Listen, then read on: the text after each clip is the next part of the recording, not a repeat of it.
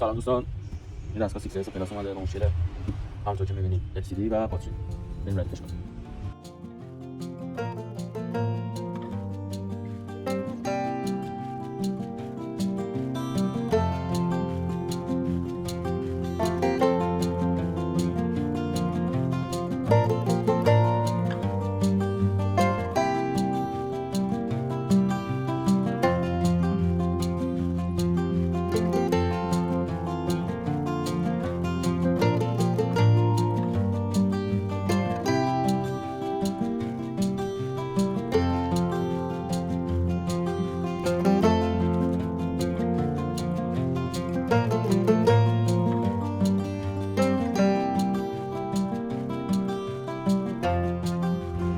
خب تعویض LCD و باتری گوشی آیفون 6S پلاسم برای مشتریتون رو انجام میدم.